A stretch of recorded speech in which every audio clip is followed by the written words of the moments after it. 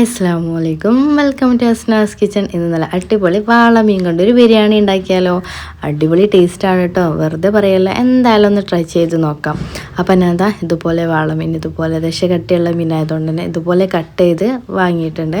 ഇത് നന്നായിട്ട് കഴുകി വൃത്തിയാക്കി എടുത്തു. അതിലേക്ക് ഞാനത് അരപ്പ് മഞ്ഞപ്പൊടിയും മുളക് പൊടിയും ഇഞ്ചിയും വെളുത്തുള്ളിയും ചെറിയ ഉള്ളിയും കൂട്ടി നന്നായിട്ട് അരച്ചത്, ഒരു 1.5 സ്പൂൺ മുളക് പൊടിയും പിന്നെ ഒരു 1/2 ടേബിൾ സ്പൂൺ മഞ്ഞൾപ്പൊടിയായിട്ട് യൂസ് ചെയ്തിട്ടുള്ളത്. ഉപ്പും ചേർത്തതാ ഞാൻ ആദ്യമേ ഇത് മസാല റെഡിയാക്കിയിരുന്നു. സാധാ മീൻ നമ്മൾ മസാല പുരട്ടുന്ന പോലെ ഇതുപോലെ റെഡിയാക്കിയെടുക്കാം. അപ്പോൾ മീനിൽ നന്നായിട്ട് മസാല പുരട്ടിയെടുക്കാം കേട്ടോ. ഇനിതാ ഇതുപോലെ റെഡിയാക്കിയെടുത്തു. ഇനി നമുക്കിതൊന്ന് ഫ്രൈ ചെയ്തെടുക്കാം. ഓയിലോ അല്ലെങ്കിൽ വെളിച്ചെണ്ണ ഉപയോഗിച്ച് സൺഫ്ലവർ ഓയിലോ ഏത് ഉപയോഗിച്ചാലും കുഴപ്പമില്ല. നമ്മുടെ മീനിതാ ഇതുപോലെ ഫ്രൈ പാനിൽ ഇതുപോലെ തിരിച്ചു മറിച്ചിട്ട് നന്നായിട്ട് ഫ്രൈ ചെയ്തെടുക്കാം.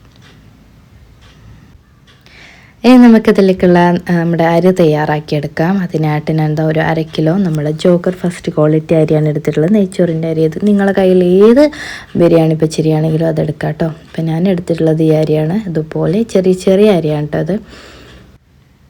ഞാൻ 2 രീതിയിൽ ചോറുണ്ടാക്കിയെടുക്കാറുണ്ട്. വറ്റിച്ചെടുക്കാറുമുണ്ട്, അതുപോലെ അല്ലാന്നുണ്ടെങ്കിൽ തിളപ്പിച്ചൂറ്റിയെടുക്കാറുണ്ട്. ഇന്ന് ഞാൻ തിളപ്പിച്ചൂറ്റിയാണ് എടുക്കുന്നത്. നന്നായിട്ട് കഴുകിയെടുക്കുക. അതുപോലെ ഒരു കുടുക്കയിൽ വെള്ളം വെച്ച് നന്നായിട്ട് ചൂടായി വരുമ്പോൾ അതിലേക്ക് ബിരിയാണി ലീഫില്ലേ, നമ്മുടെ രമ്പയില അതും ഇട്ട് കൊടുക്കുക. ഒരു പട്ടയും ഗ്രാമ്പുമൊക്കെ ഒരു 2-3 വീതം ഇട്ട് കൊടുക്കുക. ഉപ്പും ചേർക്കുക. അതിനുശേഷം നന്നായി തിള വരുമ്പോൾ നമ്മുടെ കഴുകിയെടുത്തിട്ടുള്ള നമ്മളെ അരിയില്ലേ അതങ്ങിട്ട് കൊടുക്കുക. 10 മിനിറ്റ് നല്ല ഹൈ ഫ്ലെയിമിലിട്ട് നമ്മൾ കുക്ക് ചെയ്തെടുക്കുക. അപ്പോഴേക്കും നമ്മുടെ 10-15 മിനിറ്റ് കൊണ്ട് നമ്മുടെ ചോറ് റെഡിയാക്കി കിട്ടും. ഇനി നമ്മുടെ ഒരു ബിരിയാണി പോട്ട് ഉണ്ടെങ്കിൽ അത് ബിരിയാണി പോട്ട് വെക്കുക. അതിലേക്ക് ഞാൻ എന്താ ഒരല്പം സൺഫ്ലവർ ഓയിൽ ഒഴിച്ചു കൊടുത്തിട്ടോ. ഇനി അതല്ല നിങ്ങളെ കയ്യിൽ വെളിച്ചെണ്ണ ആണ് ഉപയോഗിക്കാൻ ഇഷ്ടം എന്നുണ്ടെങ്കിൽ അതും, വെളിച്ചെണ്ണ ഒരുപാട് ഉപയോഗിക്കരുത്. അതിൻ്റെ പകരം കുറച്ച് നെയ്യും കൂടിയും ചേർത്തിട്ട് വേണം ഉപയോഗിക്കാൻ, അല്ലെങ്കിൽ വെളിച്ചെണ്ണൻ്റെ ചുവ ഉണ്ടാവും. അപ്പോൾ കുറച്ച് വെളിച്ചെണ്ണയും കുറച്ച് നെയ്യും കൂട്ടി ഉപയോഗിക്കുക. അല്ല എന്നുണ്ടെങ്കിൽ സൺഫ്ലവർ. ഞാനിപ്പോൾ ഇതാ ഒരു 2.5 ടേബിൾ സ്പൂൺ സൺഫ്ലവർ ഓയിൽ ഇതിൽ ഒഴിച്ച് കൊടുത്തിട്ടുണ്ട്. ഇതാ നമ്മുടെ ഒരു 2 വല്യുള്ളി നന്നായിട്ട് ചെറുതായി കനം കുറഞ്ഞ് അരിഞ്ഞത് ഇട്ട് കൊടുത്തു. നന്നായിട്ട് ഒരു ബ്രൗൺ കളർ ആവുന്നവരെ ഒന്ന് വഴറ്റിയെടുക്കുക. അതിലേക്ക് ഞാനൊരു 3 തക്കാളിയാണ് എടുത്തിട്ടുള്ളത്. 1 കിലോ ബിരിയാണി ആണെന്നുണ്ടെങ്കിൽ 5 ഉള്ളിയാണ് എടുക്കേണ്ടത് കേട്ടോ. ഇപ്പം ഞാൻ ഏകദേശം ഒരു 3 വല്യുള്ളി എടുത്തിട്ടുണ്ട്. അതിൽ 2 വല്യുള്ളി ഇതിലേക്ക് വാട്ടിയെടുക്കാം കേട്ടോ. അതുപോലെ ഒരു 1.5 വല്യുള്ളി ഞാൻ അതിൽ പൊരിച്ചിട്ട് ചേർക്കാനും എടുത്തിട്ടുണ്ട്. ഇപ്പോൾ തക്കാളി ഇട്ടതിന് ശേഷം കുറച്ച് കറിവേപ്പിലയും പിന്നെ ഒരു കൈപ്പിടി മല്ലിയിലയും ചേർത്ത് കൊടുത്തു. ഇനി നന്നായിട്ടൊന്ന് മിക്സ് ചെയ്ത് കൊടുത്ത് അടച്ചിട്ട് വേവിച്ചെടുക്കാം.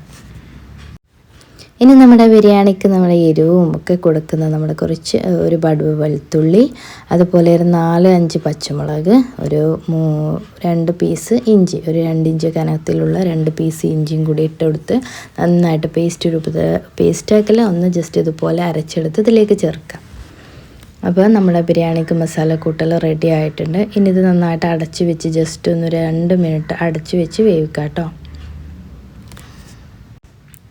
ഈ മസാല ഒരു നല്ലൊരു മണം വരുമ്പോൾ നമുക്കിതിലേക്ക് ഒരു വാടി റെഡിയായി വരുമ്പോൾ നമുക്കിതിലേക്ക് ഒരു ചെറുനാരങ്ങ മുഴുവനായിട്ട് തന്നെ നീര് പിഴിഞ്ഞു കൊടുക്കാം.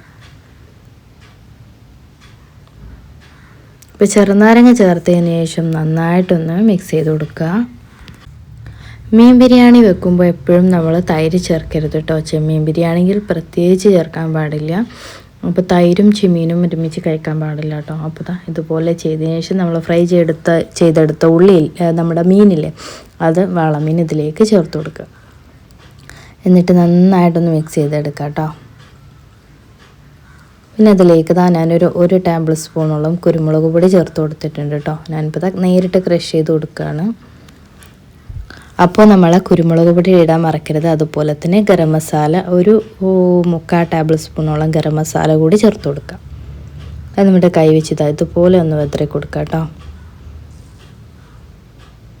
ഇനി ഇത് നന്നായിട്ടൊന്ന് മിക്സ് ചെയ്ത് കൊടുക്കുക. അതിനുശേഷം നമ്മൾ ഇതിലേക്ക് 1 കപ്പ് നല്ല കട്ടി തേങ്ങാപ്പാലും കൂടി ചേർത്ത് കൊടുക്കണം. ഇനി കട്ടി തേങ്ങാപ്പാൽ ചേർത്തതിന് ശേഷം അടച്ചു വെച്ചൊന്ന് വേവിക്കുക. ഒരു 2 മിനിറ്റ് അടച്ചു വെച്ച് വേവിക്കുമ്പോൾ ഇതുപോലെ തിള വരും. അപ്പോൾ ഇതുപോലെ തിള വരുമ്പോൾ നേരത്തെ നമ്മൾ തിളപ്പിച്ചൂറ്റി വെച്ചിട്ടുള്ള നമ്മുടെ ബിരിയാണി അരി ചോറില്ലേ ആ ചോറ്. ഇനി ഇത് 2 ലെയറാക്കി ഇട്ട് കൊടുക്കണമെങ്കിൽ അങ്ങനെ ഇട്ട് കൊടുക്കാം, ജസ്റ്റ് ഒരുമിച്ചിട്ട് കൊടുക്കണമെങ്കിൽ അങ്ങനെ ഇട്ട് കൊടുക്കാം. അപ്പം ഞാൻ ചോറ് മുഴുവനായിട്ട് തന്നെ ഇതിലേക്ക് ഇട്ട് കൊടുത്തു. ഇനി നമ്മൾ നെയ്യിൽ വലിയ ഉള്ളിയും അണ്ടിപ്പരിപ്പും മുന്തിരിയും ഇതുപോലെ മൂപ്പിച്ചെടുത്തിട്ടുണ്ട്, അതും കൂടി ഇതിലേക്ക് അങ്ങ് ചേർത്ത് കൊടുക്കുക. കുറച്ച് ഗരം മസാല മുകളിൽ തൂക്കി കൊടുക്കുക, ഒരു 1/2 ടേബിൾ സ്പൂണോളം മതി കേട്ടോ. അതുപോലെ തന്നെ രമ്പ ലീഫ് ഉണ്ടെങ്കിൽ അതും ഇട്ട് കൊടുക്കുക. അല്പം മല്ലിച്ചപ്പ്, മല്ലിയിലയും പുതിനയിലയും ചെറുതായി അരിഞ്ഞതും ഇട്ട് കൊടുക്കുക. ഇന്ന് എൻ്റെ കയ്യിൽ മല്ലിച്ചപ്പ് പുതിന ഇല്ലാത്തതുകൊണ്ട് തന്നെ അതിനിട്ട് കൊടുത്തിട്ടില്ല, എന്തായാലും ഇട്ട് കൊടുക്കണം കേട്ടോ. അപ്പം ഞാൻ ജസ്റ്റ് ഒന്ന് വാളമീൻ കൊണ്ട് ജസ്റ്റ് ബിരിയാണി ഒന്ന് വെച്ച് നോക്കിയാണ്, അടിപൊളി ടേസ്റ്റ് ആയിരുന്നു കേട്ടോ. അപ്പോൾ അതാ ഇതുപോലെ മൂടി വെച്ചതിന് ശേഷം 15 മിനിറ്റ് ലോ ഫ്ലെയിമിൽ സിമ്മിലിട്ട് കുക്ക് ചെയ്തെടുക്കുക.